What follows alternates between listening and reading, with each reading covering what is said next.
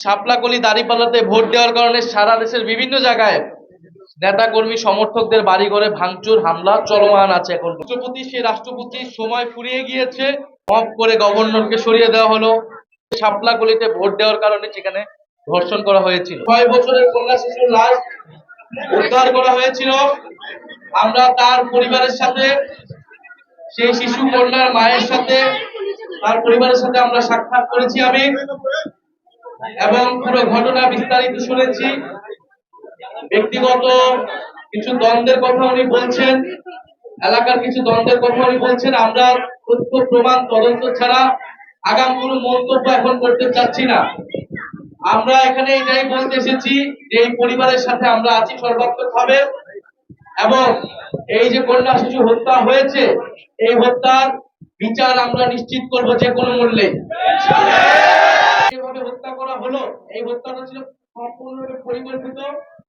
ব্যক্তিগত যেই দ্বন্দ্ব থাকুক বা যেই কারণেই হোক না কেন, এই হত্যাকাণ্ড কোনোভাবেই গ্রহণযোগ্য নয় এবং এটা একটা গর্হিত অপরাধ। যারা এটার সাথে জড়িত ছিল প্রত্যক্ষ এবং পরোক্ষভাবে, তাদের কঠোর থেকে কঠোর শাস্তির আওতায় আনা হবে। এলাকার যত বড় প্রভাবশালী হোক না কেন, বাড়িওয়ালা হোক না কি হোক, সেইটা কোনো বিবেচনায় নেওয়া হবে না। পুলিশ প্রশাসন নিরপেক্ষভাবে কাজ করবে এবং এই হত্যাকাণ্ডের বিচার আমরা দ্রুত সময়ের মধ্যে নিশ্চিত করব। আমরা থানার ওসির সাথে যেই দিন ঘটনাটি ঘটেছে 24 ফেব্রুয়ারি, সেদিনই আমরা ওনার সাথে আমি ফোনে কথা বলেছি, থানার ওসির সাথে কথা বলেছি।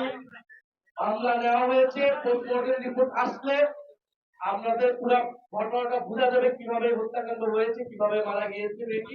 সেই সন্দেহভাজন তাদেরকেও প্রশাসন, আইন শৃঙ্খলা বাহিনী তারা খতিয়ে দেখছে।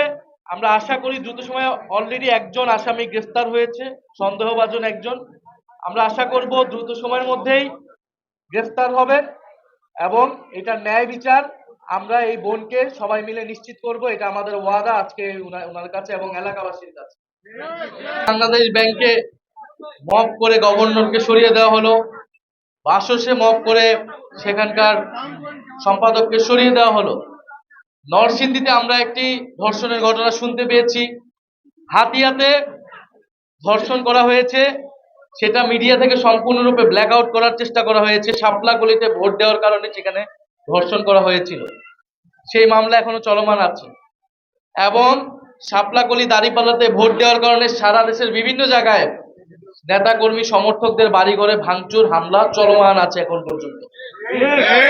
ফলে আইন শৃঙ্খলার পরিবেশ নিয়ে আমরা কোনোভাবেই সন্তুষ্ট নই, এবং যদি আইন শৃঙ্খলা পরিবেশ শক্তিশালী থাকতো, মানুষের সে আস্থা থাকতো, মানুষ যদি বিচার ন্যায় বিচার পেত, তাহলে বিচারহীনতার সংস্কৃতি থেকে কিন্তু এই ধরনের এলাকা ভিত্তিক এই ধরনের ঘটনা। আইন শৃঙ্খলার পরিবেশ নিয়ে সন্তুষ্ট নই।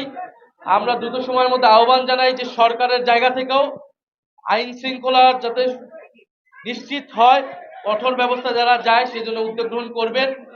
আমরা বলেছি যে সেই রাষ্ট্রপতির সময় ফুরিয়ে গিয়েছে, এখন তাকে নিয়মতান্ত্রিকভাবে যেভাবে তাকে সরানো প্রসিডিউর আছে সেটা শুরু করা উচিত। সেই জায়গা থেকে আমরা অবশ্যই ভূমিকা রাখবো। আমরা সরকারি দলের থেকেও সে একই ধরনের ভূমিকা নিশ্চিত করছি। 12 মার্চ অধিবেশন হবে, সেখানে আমরা অবশ্যই আমাদের প্রথম দাবিটাই থাকবে সংস্কার পরিষদ হিসেবে এই সংসদকে অতি দ্রুত সময়ের মধ্যে ঘোষণা করা এবং সংস্কারের যে কার্যক্রম সেটা শুরু করা এবং রাষ্ট্রপতি অপসারণের যে কার্যক্রম সেটা শুরু করা।